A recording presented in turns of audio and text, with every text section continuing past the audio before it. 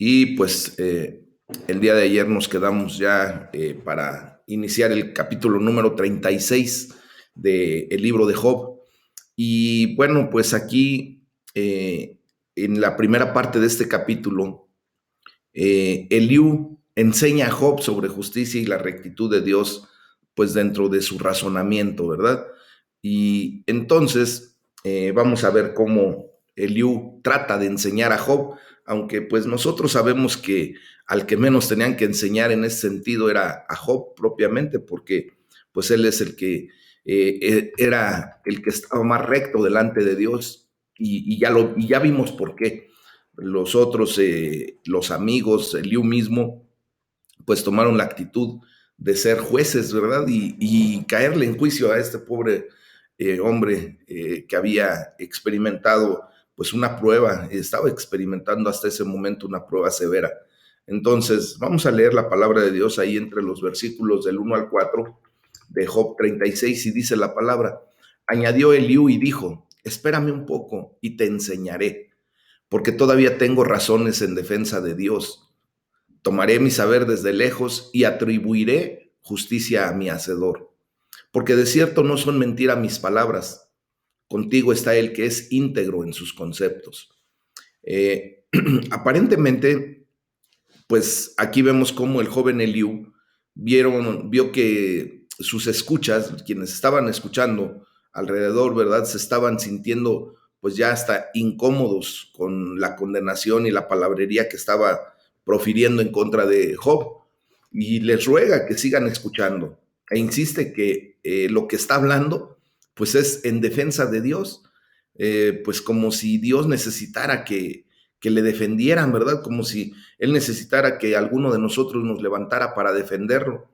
Pues no, realmente es una aberración la que está generando este hombre, este joven Eliú.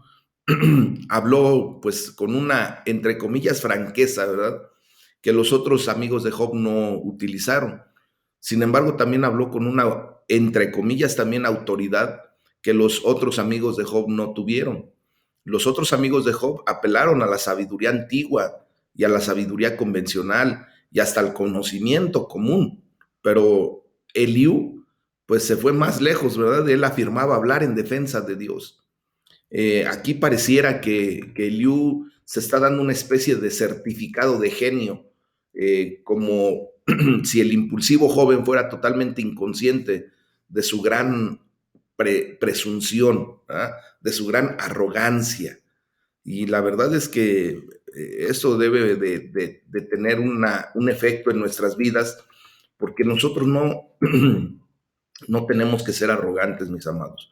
Eh, Fíjense, cuando dice allí, tomaré mi saber desde lejos y contigo está el que es íntegro en sus conceptos. O sea, aún vemos aquí que aunque Eliú estaba evidentemente pues mucho, muy confiado en su saber y en sus palabras, cuando menciona al que es íntegro en sus conceptos, pues probablemente estaba haciendo referencia a Dios en ese momento, pero tal vez hasta él mismo se consideraba íntegro, ¿verdad? Delante de Dios.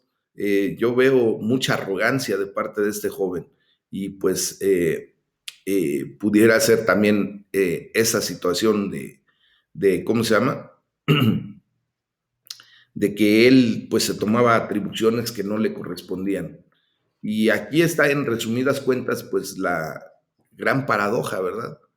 Probablemente Liu sí tenía un don profético para recibir conocimiento desde lejos de parte de Dios, pero incluso las revelaciones directas de Dios no hacen a un hombre perfecto en conocimiento, ¿eh? O sea, Dios nos va dando un tratamiento muy especial. Si a Dios le place utilizarnos, a alguno de nosotros como mensajeros, como profetas para las naciones, para alguien en particular, pues Dios dará en su momento esa palabra específica para esa situación o esa persona, pero eso no nos infiere que tengamos el conocimiento o la sabiduría completa. Iremos siendo, pues, de alguna manera formados y creo que, pues, nunca vamos a encontrar tal situación de una sabiduría perfecta aquí en la tierra. Hay muchas cosas que no lograremos entender porque hay misterios que solo le corresponden a Dios, mis amados. Y no podemos ser tan arrogantes como para pensar que en algún momento nosotros vamos a tener absolutamente toda la sabiduría o conocimiento. ¿Ok? Ya de los versículos 5 al 12, pues Dios recompensa al obediente y el desobediente perece. Pues sí, como hemos estado comentando, Eliú pues habla mucha verdad, pero cuando la saca uno de contexto, desgraciadamente no es tan benéfica como uno pretendiera que fuera la verdad. Y dice la palabra de Dios, he aquí que Dios es grande, pero no desestima a nadie. Es poderoso en fuerza de sabiduría. No otorgará vida al impío, pero a los afligidos dará su derecho. No apartará de los justos sus ojos. Antes bien, con los reyes los pondrá en trono para siempre y serán exaltados. Y si estuvieren prendidos en grillos y aprisionados en las cuerdas de aflicción, Él les dará a conocer la obra de ellos y que prevalecieron sus rebeliones. Despierta además el oído de ellos para la corrección y les dice que se conviertan de la iniquidad. Si oyeren y les sirvieren, acabarán sus días en bienestar y sus años en dicha, pero si no oyeren, serán pasados a espada y perecerán sin sabiduría. Aquí otra vez vemos cómo Eliú, ¿verdad?, promueve las ideas del poder de Dios y su justicia perfecta. Y nosotros sabemos y podemos declarar esta verdad. Esto es una verdad lo que está diciendo Eliú. En su justicia perfecta, Dios castiga al impío y pues trabaja para los afligidos, ¿verdad? Y, y fíjense cómo también hay un pensamiento maravilloso en la frase que declara Eliú, que dice, Dios es grande, pero no desestima a nadie. Pues nosotros podríamos haber pensado que el gran Dios ignoraría o despreciaría al hombre, sin embargo no lo hace. Y es porque Dios es tan grande que no desprecia a nadie. Si fuera menos que infinito, pues podría pasar por alto algo, ¿verdad? Pero no. Recordemos que Dios no hace acepción de personas. Él no menosprecia o no desestima absolutamente a nadie, mis amados. Cuando declara también Eliú que no apartará de los ojos, de los justos sus ojos, pues vemos cómo Job había mencionado con frecuencia que sentía que Dios había quitado sus ojos de él. Luego entonces, pues ahora Eliú claramente estaba contando a Job entre los impíos, porque en la mente de Eliú, ¿verdad? La libertad que Dios tiene para los justos, pues no pertenece a Job porque Job no está entre los justos. O sea, obligadamente lo quieren encasillar en el ejemplo de ser una persona impía. Vemos cómo entonces en la mente de Job el hombre justo estaba marcado por muchas cosas, cosas que estaban notablemente ausentes de la vida de Job. Por ejemplo, dice, los ojos de Dios están sobre los justos, ¿verdad? Y los justos son exaltados. Y en este momento que estamos viviendo el drama que está pasando Job, pues obviamente Job no estaba siendo para nada exaltado, ¿verdad? Y por lo tanto, Eliú y los demás pensaban que los ojos de Dios no estaban sobre él porque era un pecador, era un impío.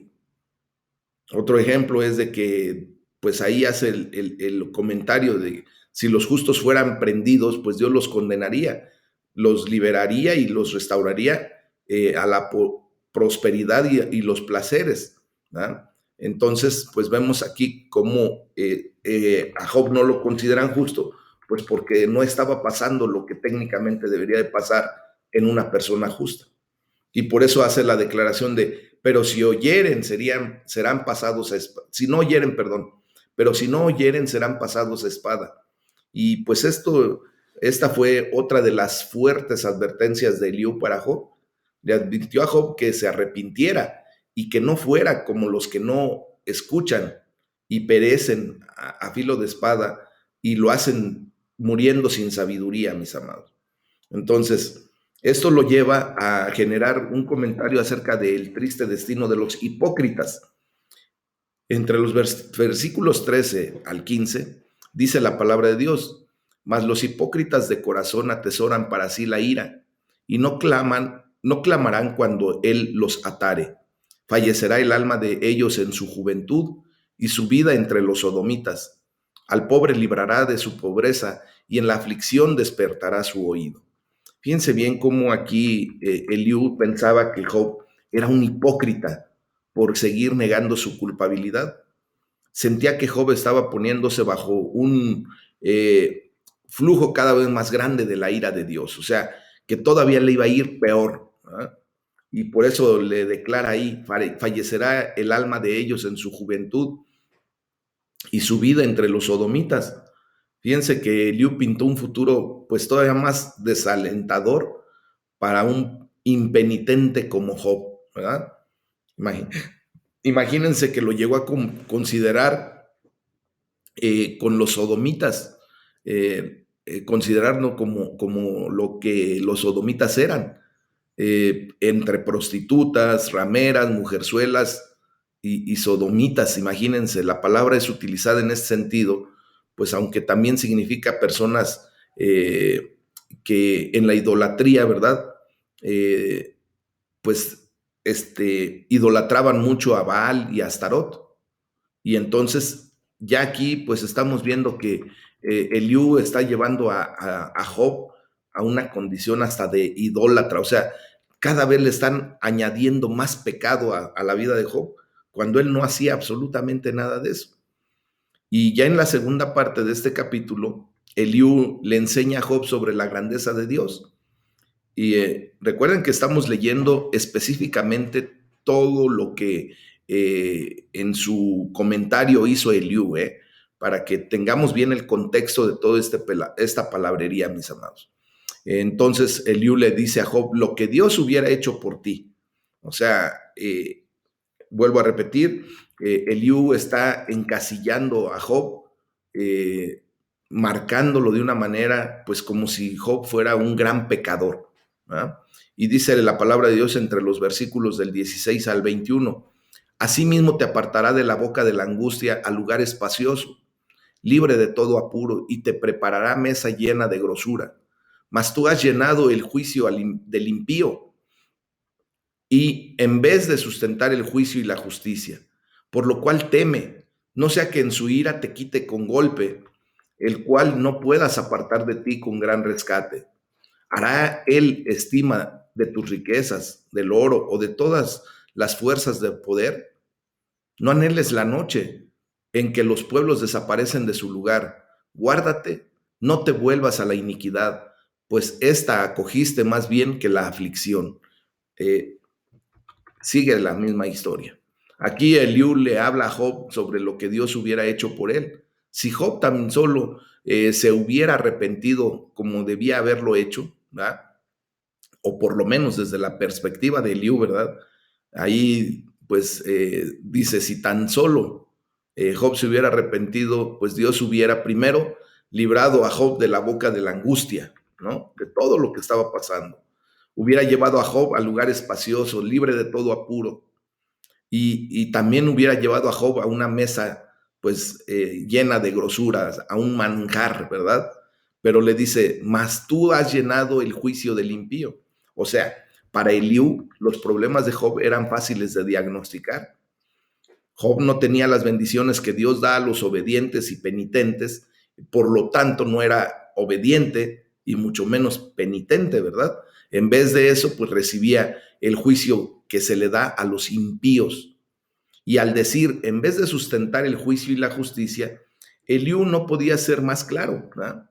Había una razón para la crisis y pérdida de Job: era que el juicio y la justicia de Dios estaban en su contra. Y es útil acordarnos aquí nuevamente que Job, en los capítulos 1 y 2, deja muy claro que Eliú está totalmente equivocado en este análisis, porque esto que le está pasando a Job no es por pecado, es porque Dios permitió, ¿verdad? En esa condición, con ese diálogo que tuvo con Satanás, de que fuera tocado, simplemente que fuera respetada su vida. Y bueno, como Eliú, ni Job, ni los amigos conocían eso, pues por eso se atrevieron a hacer ese tipo de señalamiento tan severo. Y le pregunta Eliú a Job, ¿hará él estima de tus riquezas, del oro, de todas las fuerzas del poder? Pues aquí vemos cómo Eliú asumió lo que muchos asumen, que los ricos confían en sus riquezas. Y esto con frecuencia es verdad. Tal vez casi siempre lo es, pero no era verdad en el caso de Job. Y Eliú estaba muy mal al asumir este tipo de declaración, mis amados. Dice, pues esta escogiste más bien que la aflicción. Aquí lo que le está diciendo Job, todo este sufrimiento y agonía es porque tú así lo has querido, porque tú así lo has elegido. Todo podría ser diferente si tan solo te arrepintieras y te volvieras a Dios. Pues este era el tipo de consejo en el que enloquecía a Job, ¿verdad? Porque demandaba que abandonara su dignidad e hiciera un show de arrepentimiento, por así decirlo, solo para agradar a sus amigos. Y como Job estaba consciente de su condición, de que él no había pecado, no tenía un pecado que lo llevara a esa condición, por eso él no decía que, pues, que se arrepentía y que de esa manera regresaba a los caminos de Dios. Job tuvo sus propias fallas, sí, durante su extenso diálogo con sus amigos, pecados de los que se arrepentiría después, como lo vamos a ver ya prontamente en el capítulo 42, ¿verdad? Sin embargo, mostró una fortaleza asombrosa para mantener su integridad ante el constante torrente de acusaciones y ataques de sus amigos en su contra. Y ya de los versículos 22 al 24, Eliú recuerda una vez más la grandeza de Dios y le dice, he aquí que Dios es excelso en su poder. ¿Qué enseñador semejante a él? ¿Quién le ha prescrito su camino? ¿Y quién le dirá, has hecho mal? Acuérdate de engrandecer su obra, la cual contemplan los hombres. Bueno, pues aquí Eliú quería exaltar una vez más a Dios ante los ojos de Job, pensando que el problema de Job era que tenía una estima muy baja de Dios y una estima muy alta de sí mismo, ¿verdad? Y esto pues da inicio a una sección donde viene un cambio evidente sobre Eliú. Como vamos a leer posteriormente, probablemente habló con la vista puesta sobre una tormenta que se aproximaba rápidamente con toda su lluvia, truenos y nubes oscuras. Una inspiración maravillosa y repentina llenó a Eliú y habló de una manera muy diferente de la anterior, que fue dura y condenatoria, ¿verdad? Así como le había hablado a Job. Entonces, vamos a ver cómo el cambio viene sobre Eliú en este punto y que continúa y crece en poder hasta el final de su discurso. Y es tan dramático que nosotros pudiéramos hasta impresionarnos con este discurso, ¿verdad? Pues aquí algo extraño y maravilloso comienza a alegrar a este joven. Empieza a abrir su boca y habla con la unción del Espíritu Santo. Fíjense, vamos a ver cómo esto sucede.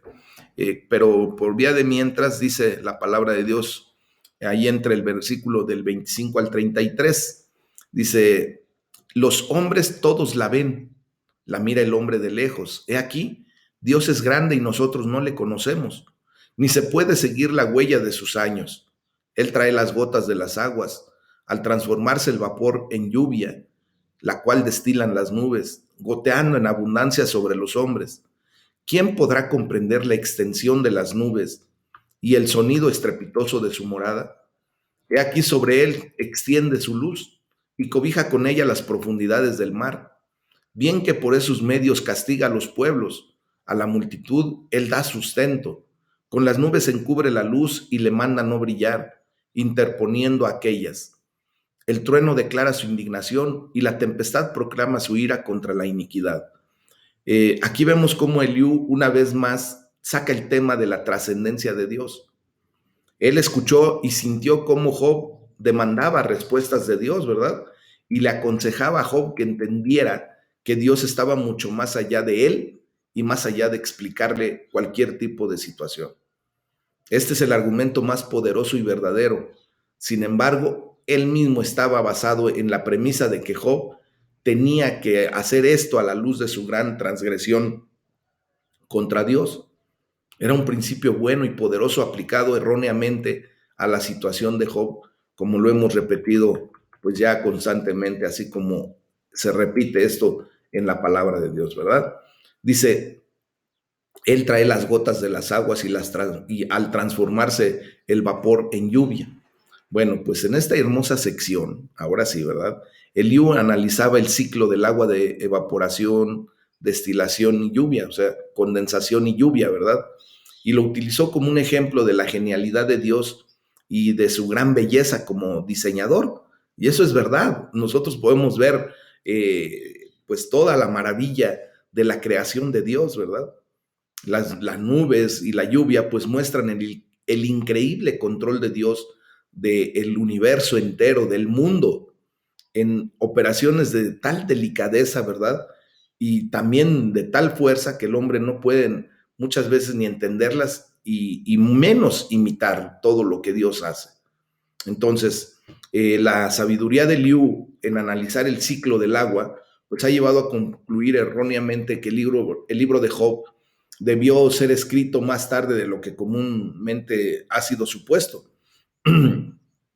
Pero no, mis amados hermanos, el fenómeno de la condensación y la precipitación, aunque no entendidos técnicamente, eran ciertamente observables, pero la evaporación no lo es. Por tanto, ¿verdad?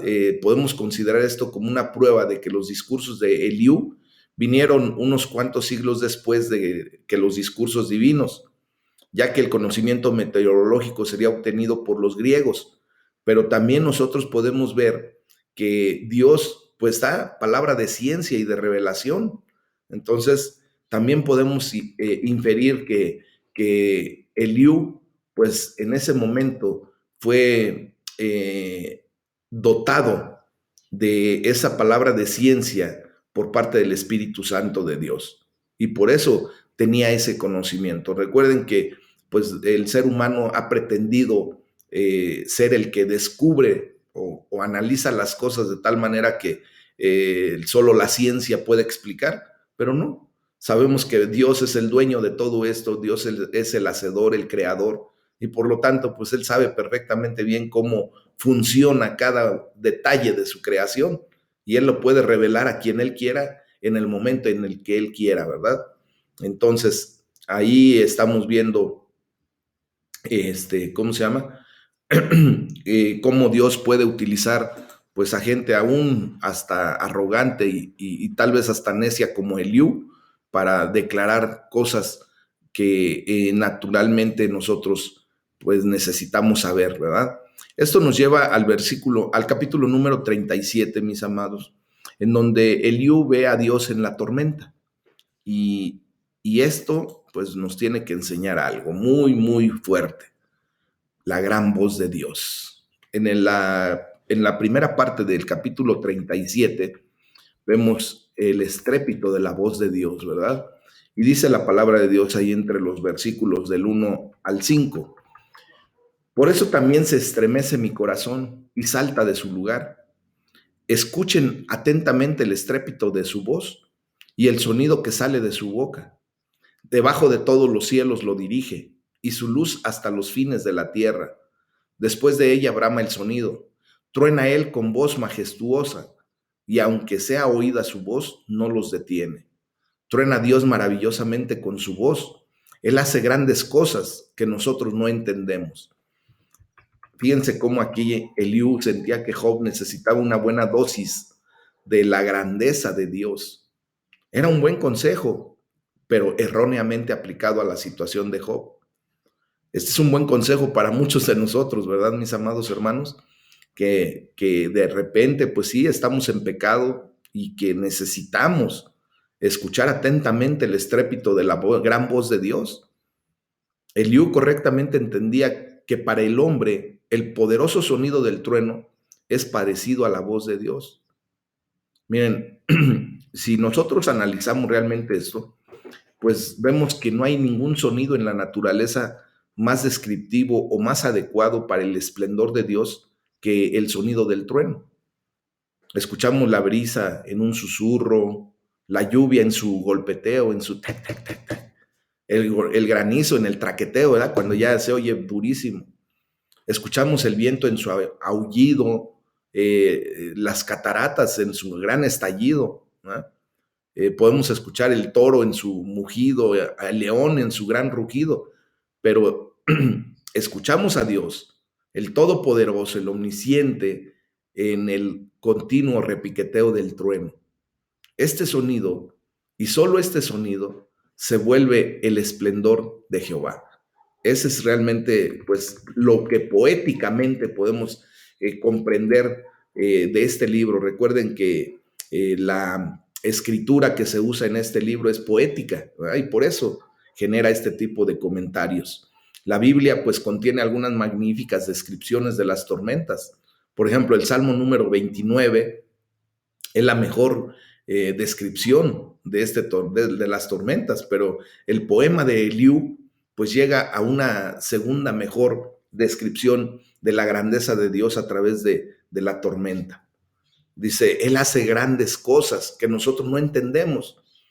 Esta es una repetición del tema de Eliú, de que Job había transgredido la línea que separa a Dios y al hombre, y de que Job presumía saber más de lo que podía o debía de Dios. En esto Eliú estaba parcialmente en lo correcto, porque recuerden que también llegó el punto en el que Job, por su desesperación, pues empieza a hacer alarde de lo que él también sabía de Dios. Pero bueno, entonces, mis amados, ¿qué nos tiene que quedar de este comentario que hace Eliú? Que ustedes y yo podemos ver a Dios en medio de la tormenta. A través de la tormenta que estemos pasando, debemos aprender a escuchar la voz de Dios, porque aún en la tormenta Dios nos dirige. Él es el único que puede hacer resplandecer su luz en medio de lo que estemos pasando. Pero tenemos que ser, así como le dijo claramente Eliú a Job, prestar oído, escuchar a Dios a través de la tormenta.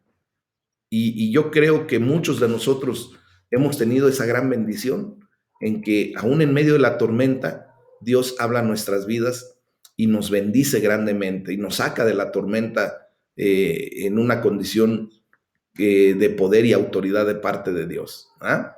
Entonces, ya del versículo 6 al 13, Eliú hace la observación de lo que la voz de Dios puede hacer. Y vamos a leer, dice la palabra de Dios, porque a la nieve dice, desciende a la tierra, también a la llovizna y a los aguaceros torrenciales. Así hace retirarse a todo hombre, para que los hombres todos reconozcan su obra. Las bestias entran en su escondrijo y se están en sus moradas. Del sur viene el torbellino y el frío de los vientos del norte. Por el soplo de Dios se da el hielo y las anchas aguas se congelan. Regando también, regando también llega a disipar la densa nube y con su luz esparce la niebla. Asimismo, por sus designios se revuelven las nubes en derredor para hacer sobre la faz del mundo, en la tierra, lo que Él les mande, unas veces por azote, otras por causa de su tierra, otras por misericordia las hará venir. Entonces aquí, pues vemos cómo Eliú anteriormente habló de que la voz de Dios parecía un poderoso trueno. Pues ahora consideraba que la voz de Dios ordenaba a la nieve, a la llovizna, a los aguaceros torrenciales, ¿verdad? Declara que pues el aliento de Dios hace el hielo y congela las anchas aguas. Entonces, también hace la observación de que así hace retirarse a todo hombre para que los hombres todos reconozcan su obra. Entonces, de esta manera, pues la idea de Liu es que cuando Dios envía el frío y la nieve, el granjero pues no puede hacer su trabajo y su mano se retira de cualquier otro esfuerzo. Y el tiempo lejos de trabajo, ¿verdad? Lo hace reflexionar sobre la obra de Dios. O sea, cuando Dios permite, ¿verdad?, que, por ejemplo, tengamos tiempos en donde no hay trabajo, en donde, pues, por algún motivo, la fuente laboral escasea, pues esto nos debería de llevar a la condición de reflexionar sobre la obra de Dios y regresar a los caminos de Dios, ¿verdad? Entonces Spurgeon hace un comentario respecto a esto. Dice que cuando el Señor retira la mano del hombre, éste es incapaz de realizar su labor. Y el Señor tiene un objetivo en esto, específicamente que todos los hombres puedan conocer su obra. Uh-huh. Cuando no pueden hacer su propio trabajo, pues la intención es que observen las obras de Dios, o sea, que regresemos nuestra mirada a Dios. ¿Por qué, mis amados? Porque desgraciadamente el hombre está muy dado a enfrascarse tanto en su trabajo, en su afán, que tristemente vemos que en mucho tiempo nos perdemos de la presencia de Dios. Nos afanamos tanto en el quehacer del día a día que nos olvidamos de Dios. Y por eso muchas ocasiones, pues Dios también tiene, pues, toma cartas en el asunto y detiene la obra de la mano del hombre, y entonces el hombre, al no tener qué hacer, pues empieza a buscar la presencia de Dios. Qué bien sería que nosotros, aún en medio de nuestro trabajo, en medio de nuestro día a día, tuviéramos a bien, perdón, pues no olvidar para nada la presencia de Dios en nuestra vida, sino que de continuo estar en oración, estar en esa relación íntima con Dios, no dejando de hacer nuestro trabajo, pero tampoco olvidando nuestra relación con Dios. Lo podemos hacer, y muchos de nosotros, ustedes y yo, hemos podido ver eso, que sí podemos mantener esas dos esferas de nuestra vida a la par, nuestra relación con Dios y nuestras actividades, ¿eh? Cada uno en su perfecto tiempo. Yo le doy la gloria a Dios por ustedes que están atentos a la voz de Dios, porque han aprendido a apartar un tiempo para su relación personal con Dios. Y eso pues nos lleva a tener la bendición del Señor a nuestras vidas. Amén. Bueno, entonces, fíjense bien que cuando hace la observación de que asimismo por sus designios se revuelven las nubes en derredor para hacer sobre la faz del mundo en la tierra lo que Él les mande, pues Eliú quería que Job no solo apreciara la grandeza de Dios, sino también la sumisión de la creación.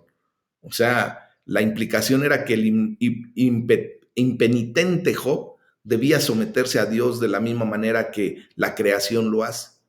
Entonces, estamos viendo cómo pues a Job lo señalan y lo apuntan como una persona necia que no quería someterse a la voluntad de Dios. Pero pues vemos que es todo lo contrario. Pero bueno, ya en la segunda parte de este capítulo 37, pues viene el consejo final de Eliú para Job. Y le dice Eliú a Job: no sabes tanto como crees. Miren lo que dice entre los versículos 14 al 18. Escucha esto, Job. Detente y considera las maravillas de Dios. ¿Sabes tú cómo Dios las pone en concierto y hace resplandecer la luz de su nube? ¿Has conocido tú las diferencias de las nubes, las maravillas del perfecto en sabiduría? ¿Por qué están calientes tus vestidos cuando Él sosiega la tierra con el viento del sur? ¿Extendiste tú con Él los cielos, firmes como el espejo fundido? Bueno, aquí el joven Eliú, pues una vez más apeló a Job en una manera muy directa y personal. Le dice: escucha esto, Job. O sea, se está dirigiendo a él personalmente, más personal de lo que lo habían hecho los otros tres amigos, ¿verdad? Entonces, Eliú condena a Job con dolor, pero de manera absoluta. En este momento, Eliú está declarando que Job no solo ha naufragado en su fe, no solo ha negado su fe, sino que se ha vuelto desafiante en silenciar a sus amigos y creer que él había participado en la obra de Dios como si Job fuera otro Dios. Así más o menos lo está poniendo Eliú en ese sentido. Y por eso le dice: detente y considera las maravillas de Dios. Aquí vemos cómo significativamente pues Dios se dirigía a Job entre líneas similares, se va a dirigir a Job entre líneas similares cuando veamos el lunes el capítulo número 38. Aunque Eliú tenía muchas ideas correctas, las presentó en una premisa equivocada, mis amados. La premisa de que toda la crisis de Job vino solo por su pecado. Entonces, si Job no podía entender cómo Dios realizaba esas maravillas, pues mucho menos podía ayudarle, ¿verdad? Y por lo tanto, ¿cómo podría entonces entender los misterios que estaba sucediendo en la condición de Job? Había convencido a Job de su ignorancia y ahora lo haría convencerse de su impotencia y de esa manera pues dejarlo en una condición aún más crítica delante de Dios y de sus amigos y de la gente, ¿verdad? Y ya entre los versículos del 19 al 24, Eliú le dice a Job, deja de intentar hablar con Dios y mejor ten temor de él solamente. Fíjense nada más hasta dónde este hombre ya está llevando a su amigo o a Job propiamente. Y dice la palabra de Dios, muéstranos qué le hemos de decir, porque nosotros no podemos ordenar las ideas a causa de las tinieblas. ¿Será preciso contarle cuando yo hablare? Por más que el hombre razone, quedará como abismado. Mas ahora ya no se puede mirar la luz esplendente en los cielos. Luego que pasa el viento y los limpia, viniendo de la parte del norte, la dorada claridad. En Dios hay una majestad terrible. Él es todopoderoso, al cual no alcanzamos, grande en poder y en juicio y en multitud de justicia no afligirá. Lo temerán por tanto los hombres. Él no estima a ninguno que cree en su propio corazón ser sabio. Pues otra vez vemos aquí cómo Eliú confrontó lo que él consideraba la arrogancia de Job al decir que el hombre merecía una audiencia o una justificación de Dios. Y le está diciendo Job, si tú insistes en que Dios nos debe una audiencia, entonces por favor muéstranos qué le hemos de decir. ¿Ah? Entonces, él se estaba esforzando por llevar a Job a darse cuenta de la imposibilidad de conocer a Dios perfectamente y la consecuente tontería de sus quejas, ¿verdad?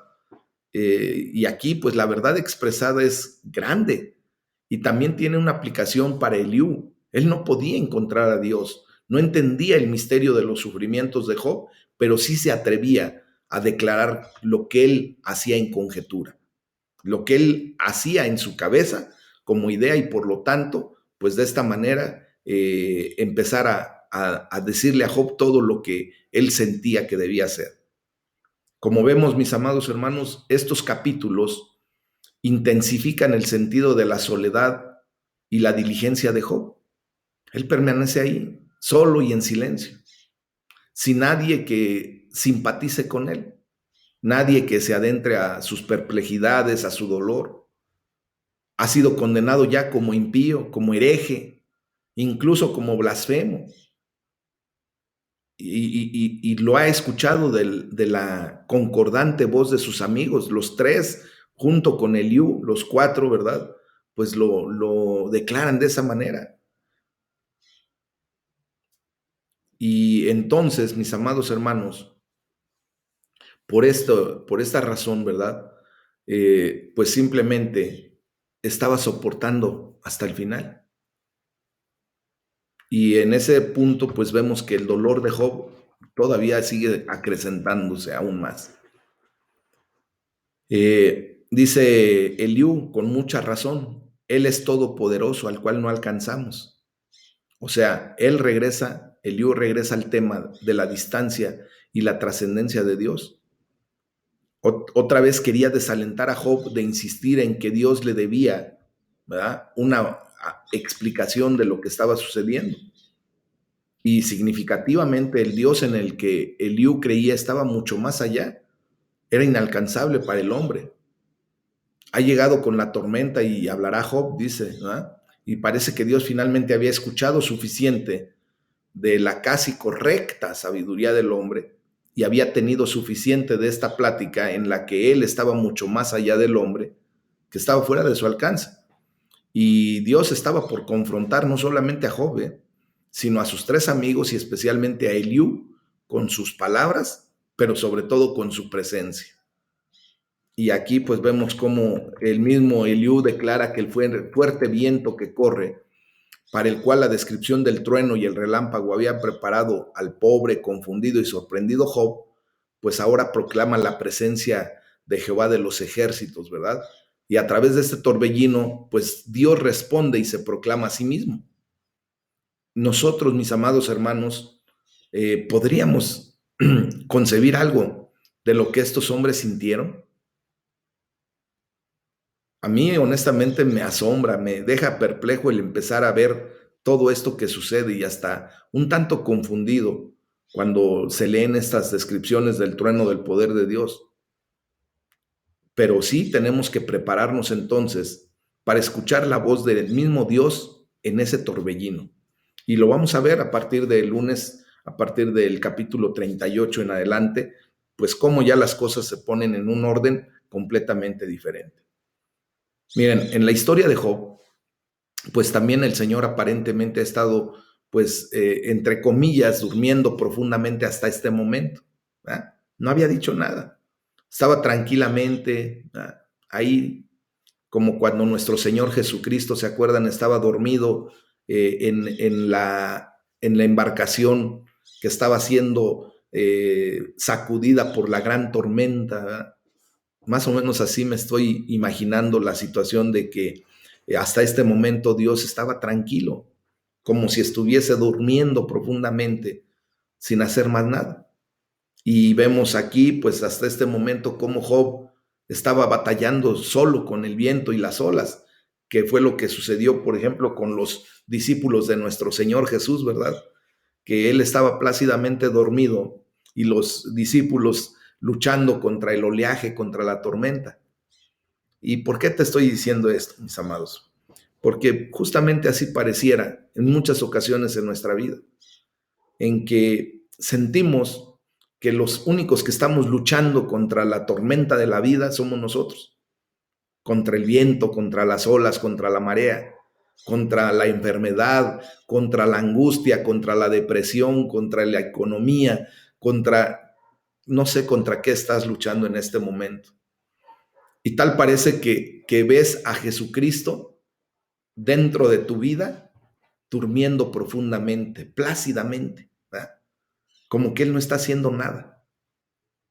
Y entonces, ¿qué fue lo que sucedió? Los discípulos, uno de ellos agarra, llega y le dice, Señor, despierta, ¿qué no ves que perecemos?